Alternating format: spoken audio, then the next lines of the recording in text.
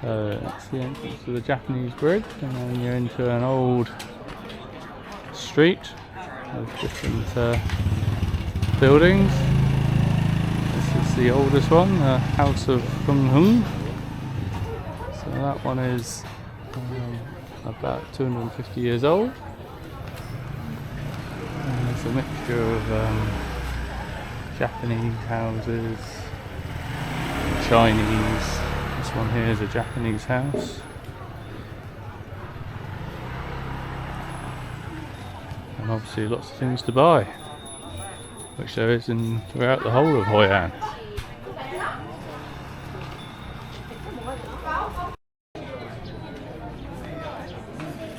Some of the older houses in Hoi An.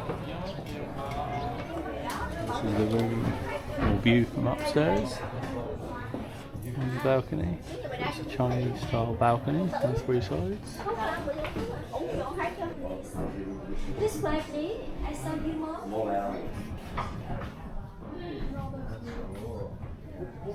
So inside the merchant house, you've got these incense burners up ahead, cones with cards in to give you luck in 3 weeks' time once they're burnt through.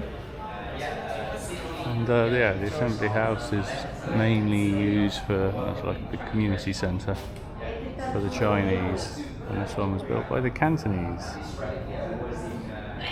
So everywhere in Vietnam you get these little banh mi stalls, which is basically a bread roll station. And here you can have pork, chicken, ham, egg. You can have vegetarian ones with peanuts and other stuff in it. And they're about £1 each. There you have it, little hot bread roll stuffed with a bit of pork, pate, salad. This is evening time at Hoi An. Lots of boats going up and down the river with lanterns, and then you drop a little cardboard one in like these ones here, which give you luck. But as you can see, there's lots of lights everywhere, lots of lanterns everywhere. It's definitely a town full of lanterns, and it's very touristy as well. But it's a nice way, although some of the vendors do keep on at you a little bit. But you can just say no so many times.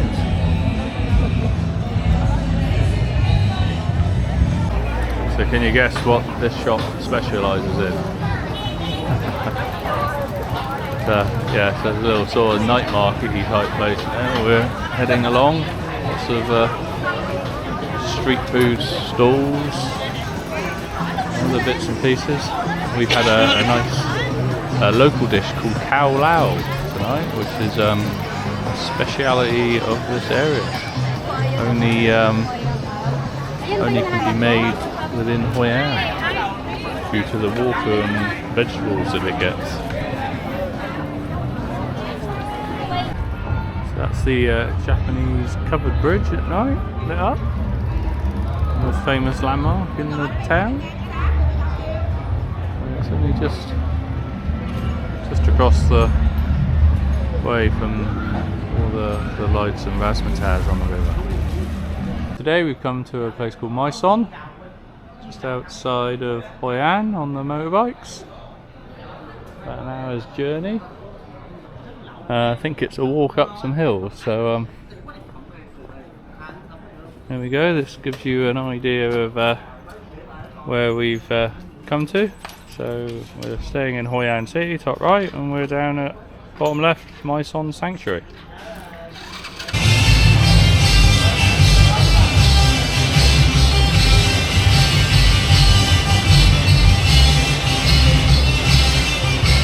So we just had a little demonstration of some music and dancing from the local people, which I'm sure you'll enjoy.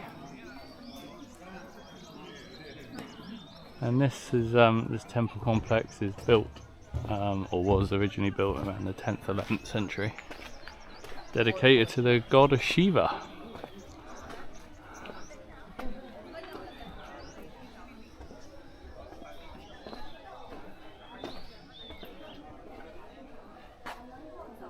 It's a nice hot day. First hot day we've had for a good week or so. It's been wet and rainy for the last 5, 6, 7 days. So I can't complain about the weather. Or not the heat anyway. There's another little site on the complex. So this was built in the 12th and 13th centuries. It's a little bit later than the first one. Up on a hill, still dedicated to Shiva. It has some links to Cambodian design and architecture. So this is the third lot of buildings, and it's the oldest. This is about the 7th, 8th century. A good view of this one. It has some Indian influence, which might explain why the Indian government have paid for restoration of this, and there's quite a few Indians here. And then in here, not that you can see, there was the original, well, the oldest relic on the whole site that they found, but they've moved it to Da Nang Museum.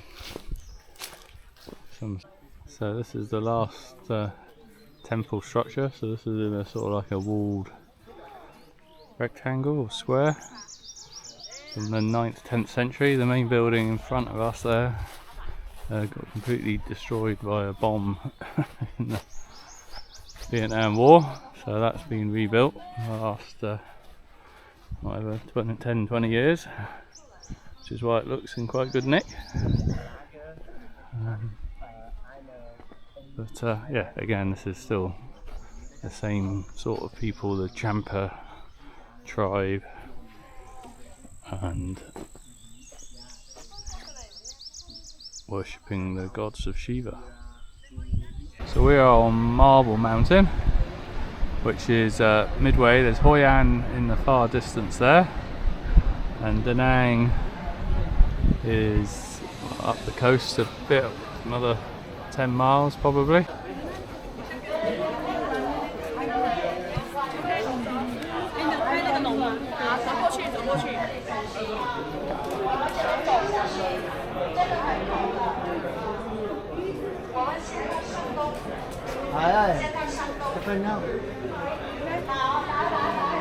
Got to head into Pong Cave.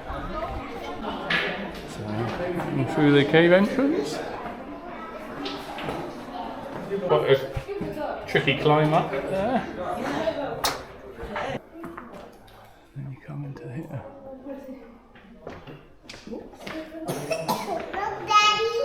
So we climbed our way up some slippy rocks to the very top. Well, I'm going to say very top, and then I'm going to contradict myself because there's some people up on a slightly higher rock. But we got a 360 view where we are. There's the beach again, and the buildings, and then Anne's just about to join me, and then down there is Hoi An. And the rivers going down through. And back to where we started. So, through another cave entrance. There's a big cavern. Picked out lots of Buddhas and what have you. A little bit of light coming from up above.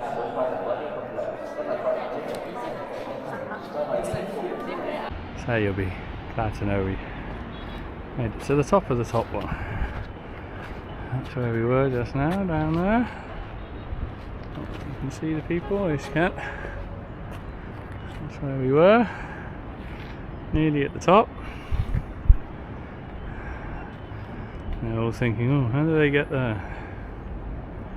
There's another 200 steps, that's how.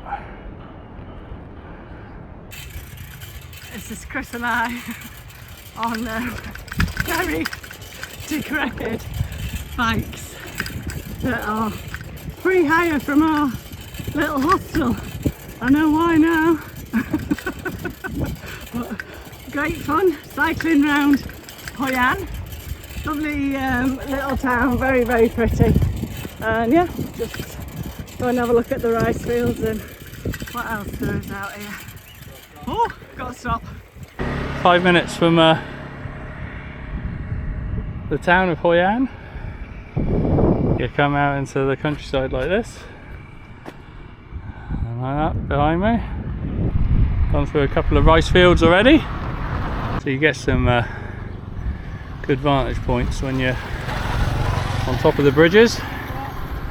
You can see all the fish down in the nets below, and then you can see quite a distance away there's a series of islands around here. This must be about the 5th or 6th bridge we've gone over. There's just one big delta really around here. Chris just about to have a go at doing the professional way of rolling his spring roll. Not bad. Yeah, that's it. Doing all that nice and tight. It's not bad, it's not bad. That was Chris's roll, and this was the lady from the restaurant who showed us how to roll